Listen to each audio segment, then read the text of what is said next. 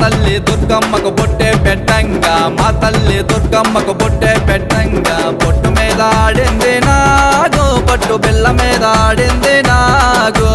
బొట్టు మీద ఆడింది నాగు బొట్టు బిళ్ళ మీద ఆడింది నాగు అమ్మా ఎవరనుకున్నావో ఏమనుకున్నావో ఎవరనుకున్నావో ఏమనుకున్నావో